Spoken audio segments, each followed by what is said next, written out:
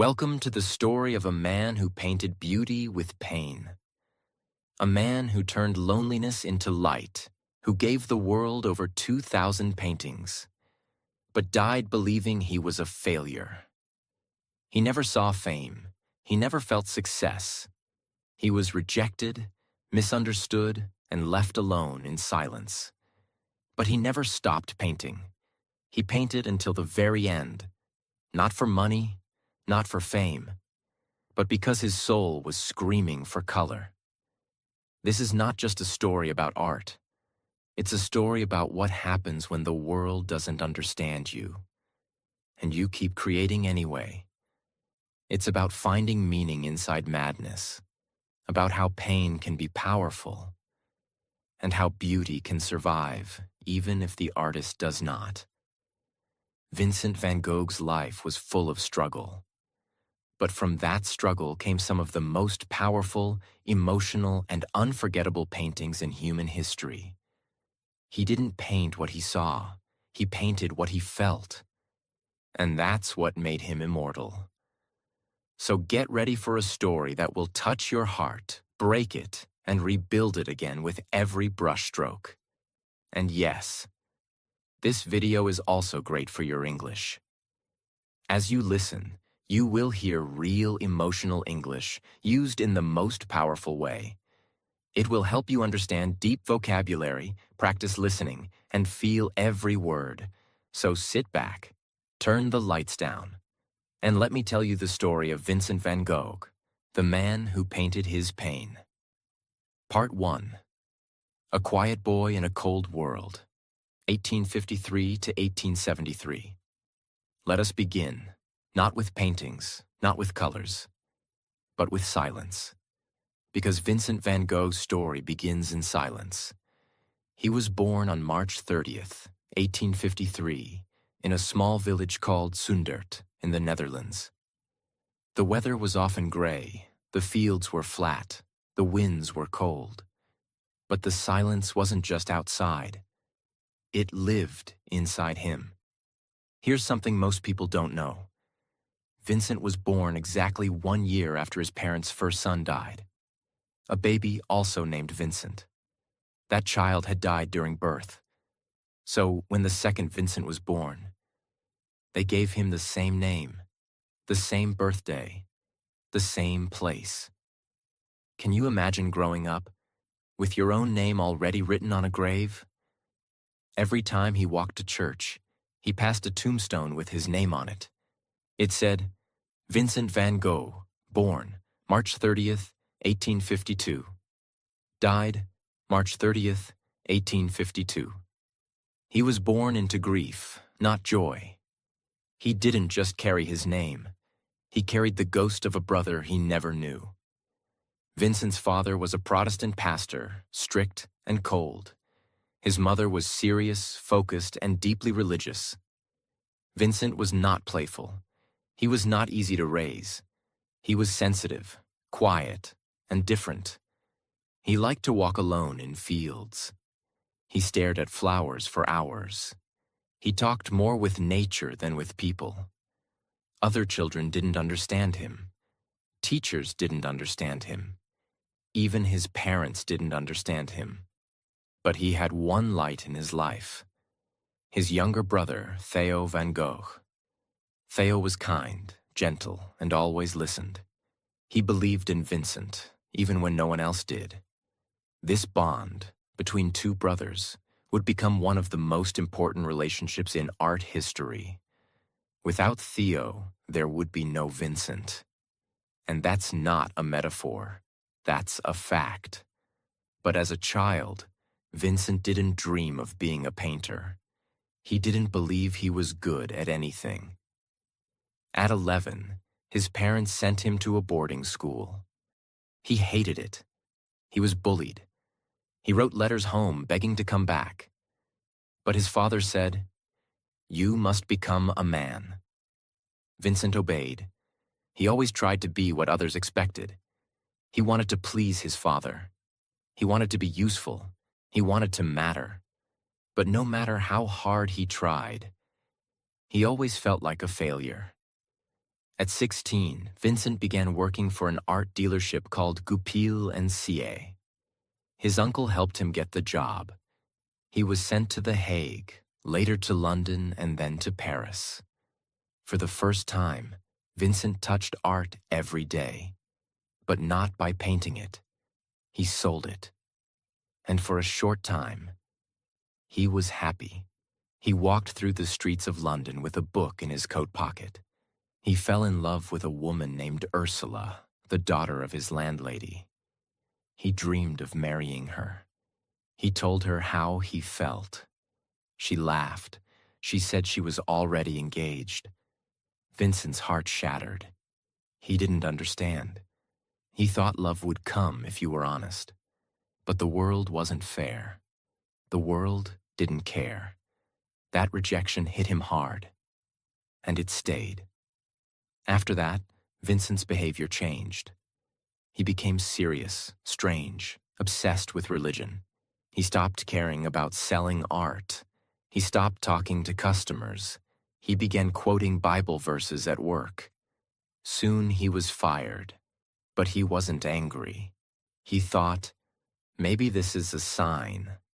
So he decided to become a preacher like his father. He went to Belgium and started preaching in coal mines, living with the poor, wearing rags, giving away everything. He wanted to suffer like them.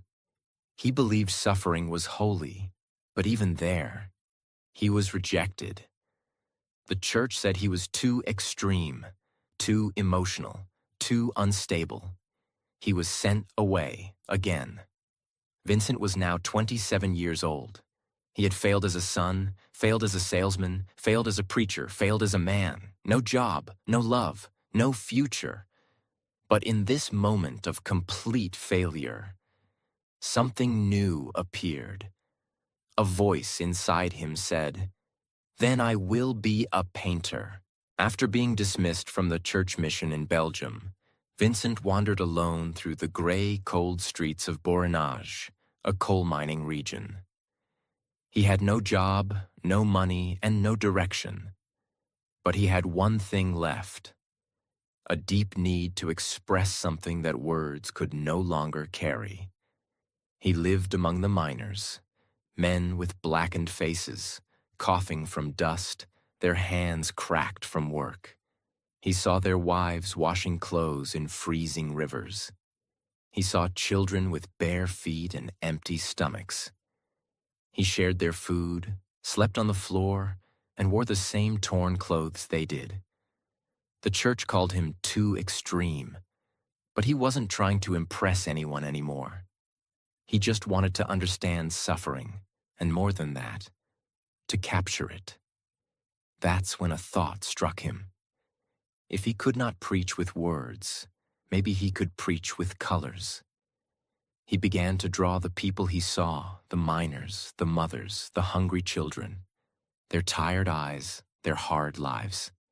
His drawings were rough, simple, but honest. Every line carried feeling. And for the first time, Vincent felt that he was doing something real, something that came from his heart. He decided, I will become an artist. It was 1880. He was 27 years old. Most artists start young. He was beginning when others gave up.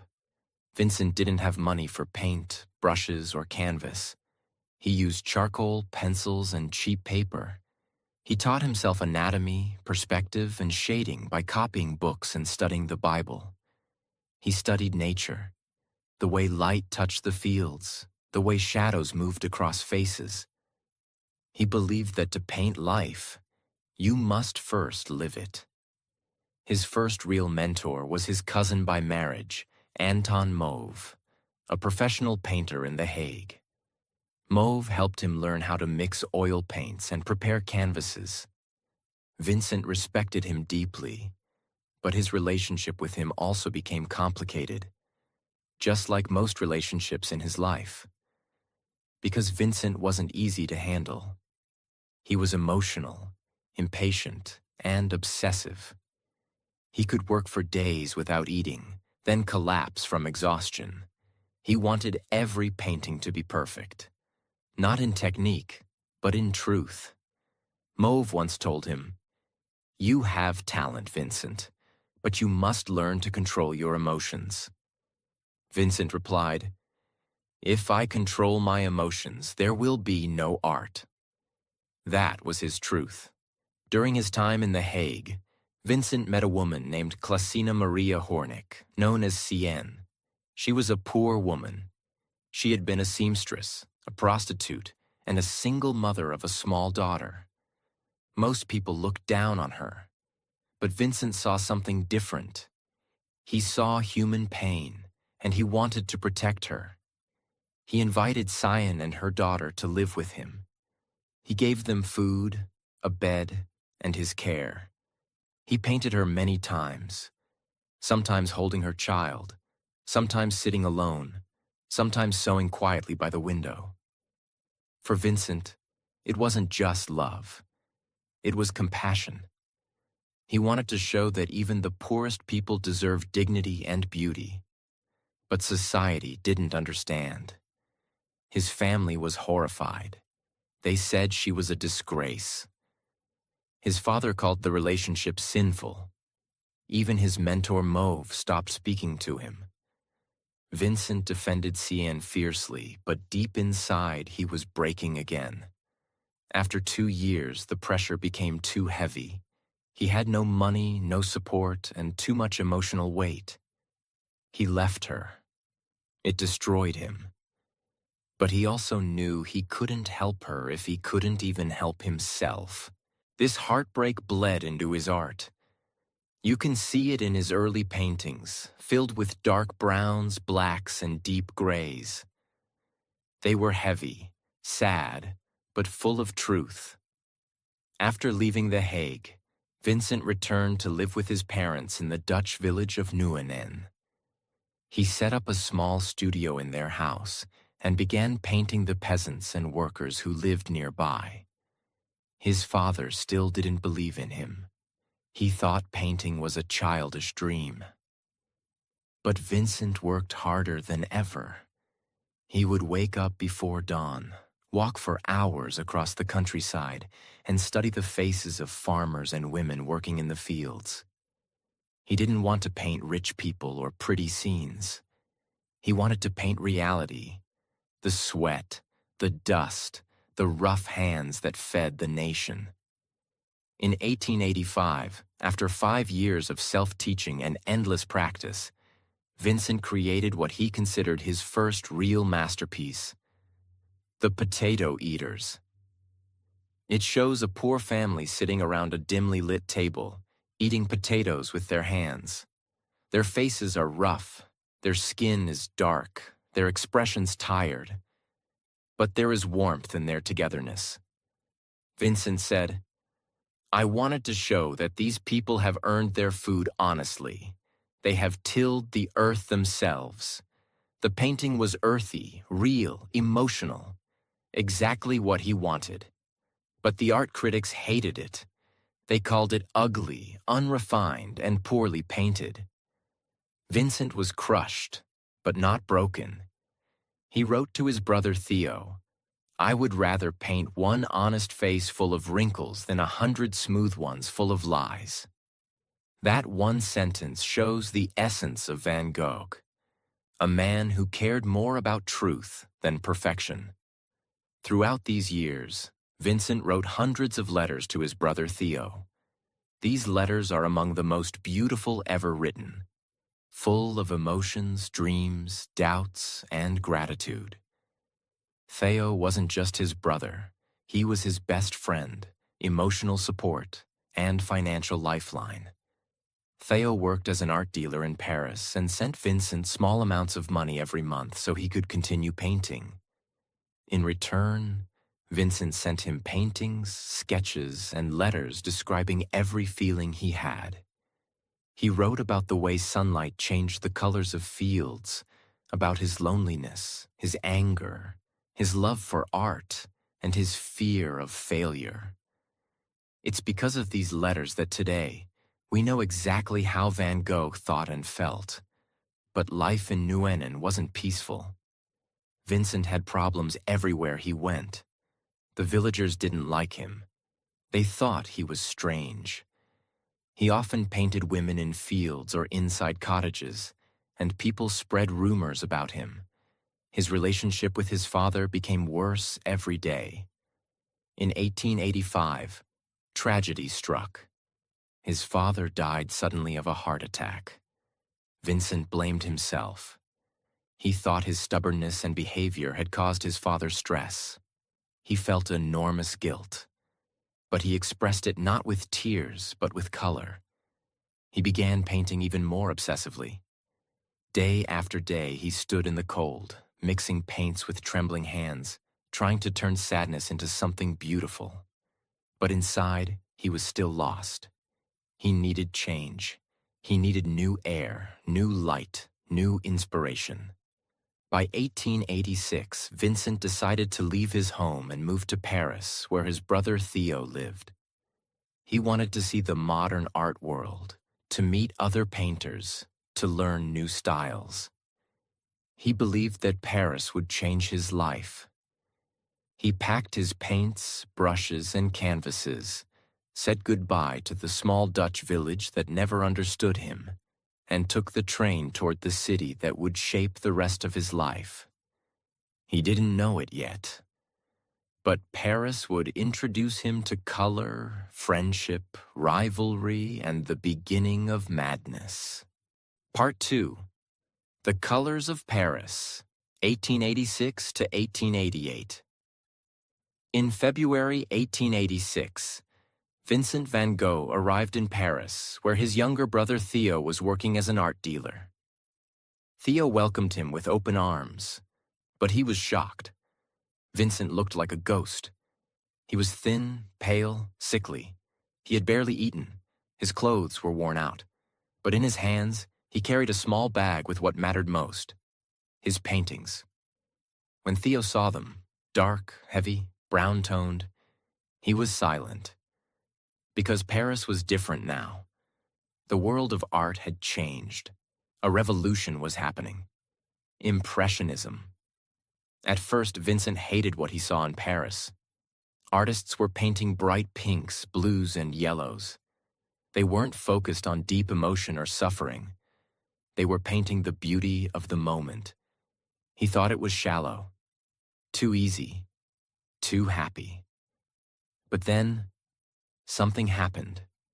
He saw the works of Claude Monet, Edouard Manet, and Camille Pissarro, and his heart began to change. He saw how they painted light, not just objects. He saw how colors could sing, how shadows could glow, and how a painting could feel alive without being dark. He studied them quietly. He didn't copy. He absorbed. Slowly, his own work began to change completely.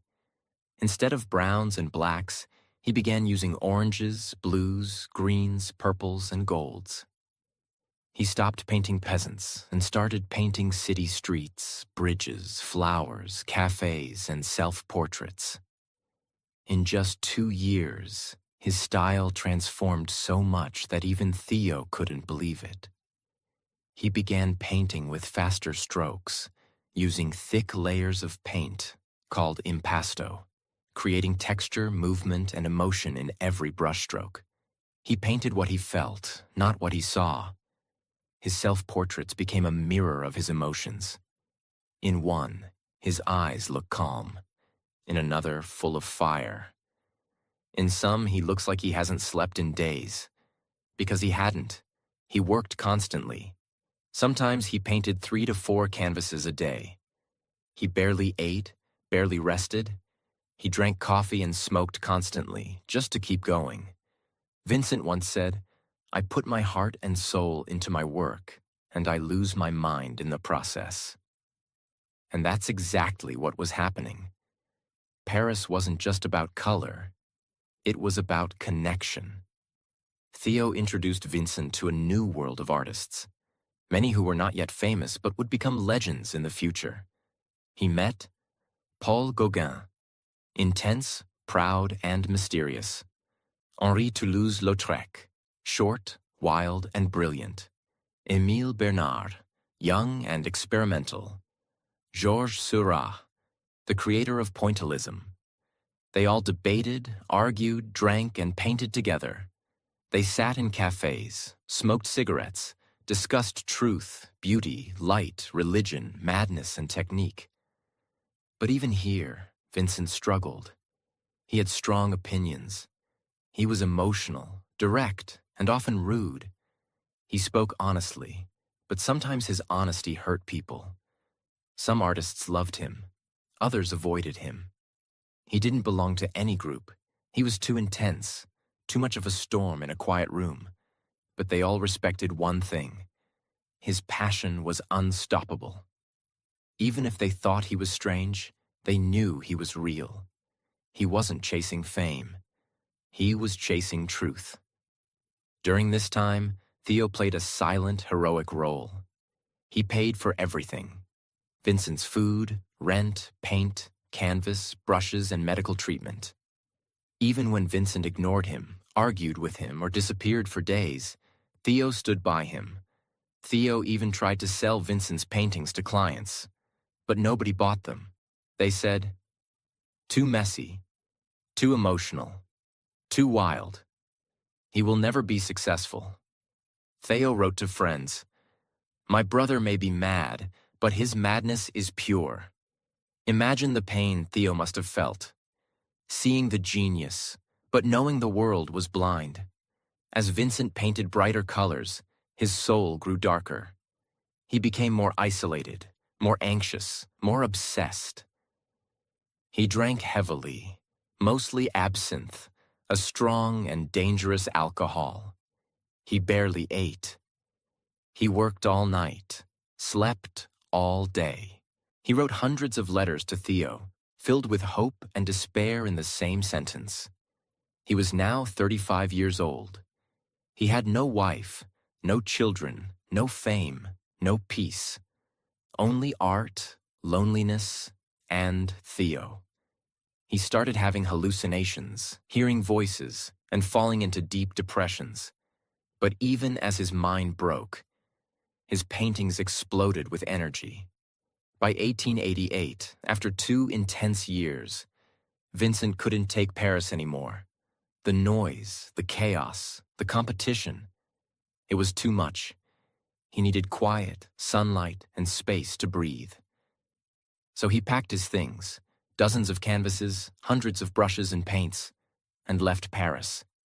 His destination, Arles, a small town in the south of France. A place of bright sun, yellow fields, olive trees, and blue skies. Vincent believed that in Arles, he would finally build his dream. A house where artists could live and paint together. He called it the Yellow House. He wanted to create an art family, a brotherhood. He believed that art was more powerful when shared. He didn't know it then. But Arles would be the most beautiful, the most creative, and also the most tragic chapter of his life.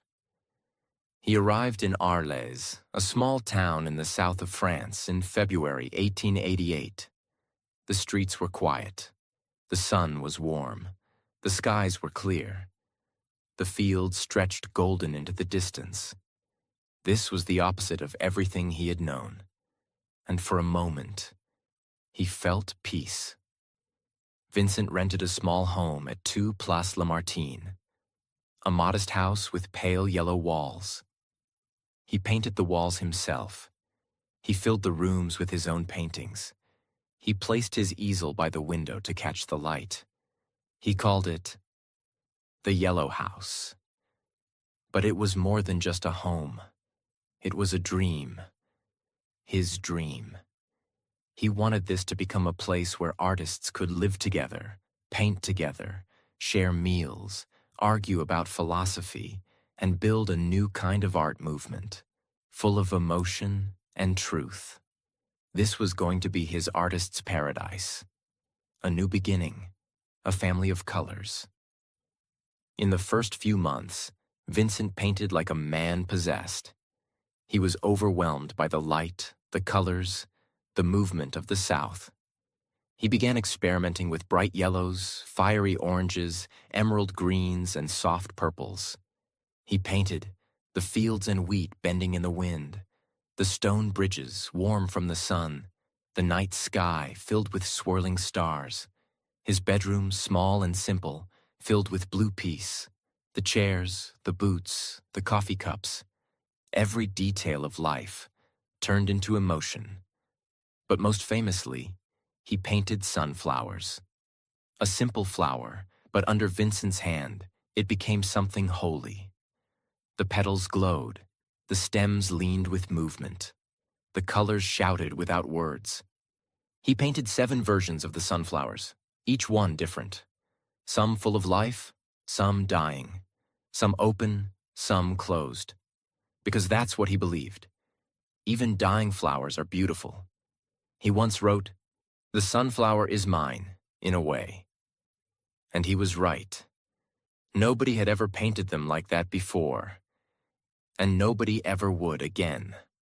While Vincent painted day and night in Arles, Theo continued to support him from Paris. Money was tight. Critics still ignored Vincent. Paintings didn't sell. But Theo believed in his brother and wanted to help him build his artist community. So Theo wrote to another painter, a man named Paul Gauguin. Gauguin was proud, bold, confident, and very talented. He had lived in the Caribbean, painted with fire, and wanted to escape the cold art world of Paris. Theo offered him a deal. "Come live with my brother in Arles. Paint with him. I'll pay for your journey," and support Gauguin agreed. In October 1888, Paul Gauguin arrived in Arles. Vincent was excited, more than excited. He had spent months preparing the Yellow House, painting new canvases, arranging the furniture, even decorating Gauguin's room with sunflowers. To Vincent, Gauguin wasn't just a guest. He was the beginning of the family he had always dreamed of. For a short while, it was magical. The 2 men painted side by side. They walked through fields together, debated art, painted portraits of each other, drank wine, and worked late into the night. But underneath the surface, trouble was growing. Vincent and Gauguin were very different people. Vincent was emotional, sensitive, fragile. Gauguin was tough, proud, distant. Vincent wanted to share ideas. Gauguin wanted to be the leader. Vincent saw painting as a way to show love. Gauguin saw it as a way to show power. Their arguments became louder, their moods darker. Vincent became paranoid. He feared Gauguin would abandon him, like everyone else had. But he also loved Gauguin like a brother. He admired him. He wanted to be understood by him. That mix of love and fear made everything dangerous. On December 23rd, 1888, the storm broke. That night, nobody knows exactly what happened, but the results were unforgettable. Vincent and Gauguin had a violent argument. Some say it was about art. Some say it was about money. Some say it was about love. Even jealousy. Gauguin left the Yellow House, walking away into the night. Vincent, heartbroken and alone, collapsed. Then, in a moment of pure emotional and mental breakdown, Vincent took a razor and cut off his own left ear. Not a scratch, not a cut. He sliced off the whole ear. He then wrapped it in cloth, walked down the street to a nearby brothel, and handed it to a woman named Rachel, saying, "Keep this carefully." Then he collapsed from blood loss and shock. He was found the next morning, barely alive, and taken to the hospital. News spread across Arles. The mad painter has mutilated himself. Gauguin left immediately. He never returned. The Yellow House, Vincent's dream of community, was shattered. Vincent stayed in the hospital for weeks. He was diagnosed with acute mania with generalized delirium. In today's words, that might mean bipolar disorder, schizophrenia, or severe depression with psychosis. But in 1888, no one truly understood. The town of Arles now feared him. They signed a petition saying he should be locked up. He was no longer the artist. He was the madman. But even in the hospital, he painted. He painted the doctors, the walls, the patients, the gardens. He painted with his bandaged head, trembling hands, and a broken spirit. Because he didn't know how to survive without art. During this period, he wrote some of his most emotional letters to Theo. He apologized. He cried on paper. He begged for forgiveness. He tried to explain the storm in his mind, but even he didn't understand it.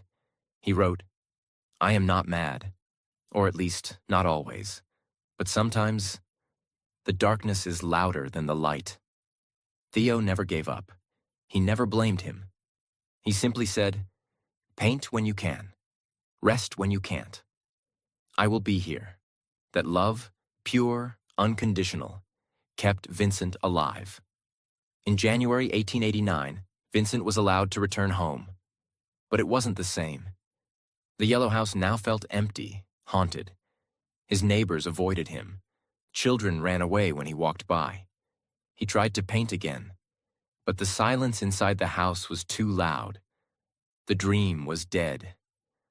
The family he imagined had vanished. He knew he couldn't stay.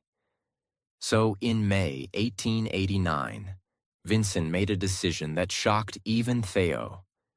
He voluntarily admitted himself into a mental hospital, not because he was forced, but because he was afraid of himself.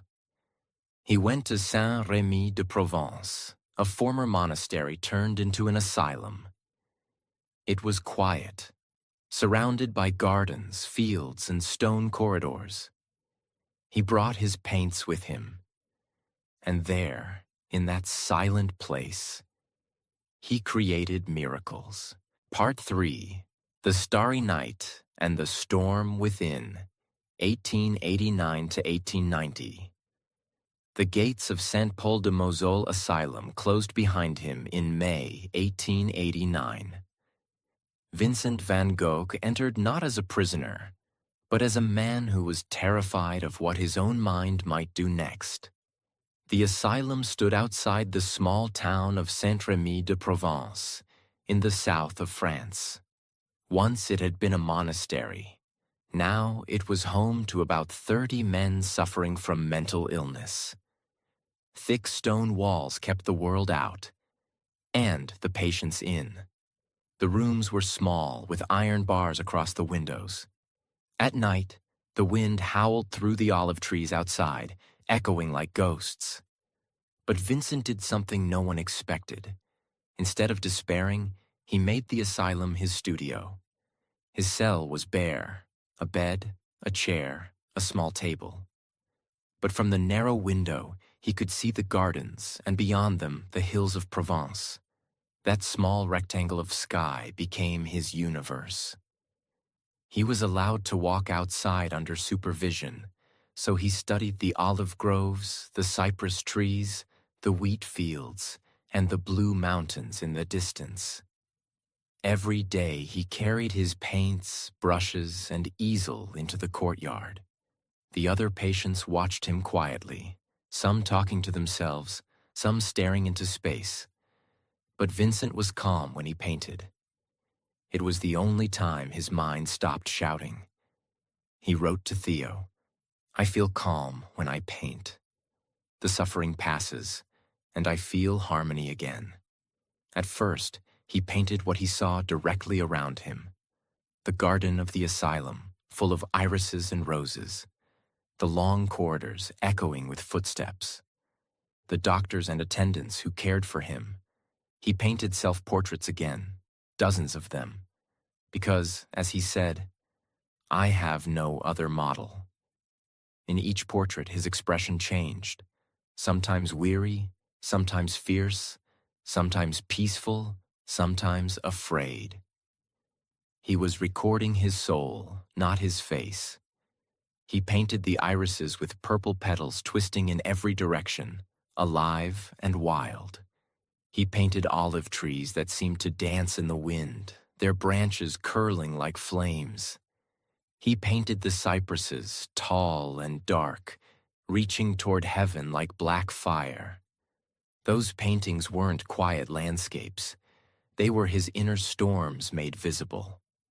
One night, unable to sleep, Vincent looked out of his barred window. The sky was alive, not flat or still, but moving. The stars seemed to spin and pulse. The moon glowed like a lantern, and the wind made the trees sway like waves in an ocean of air.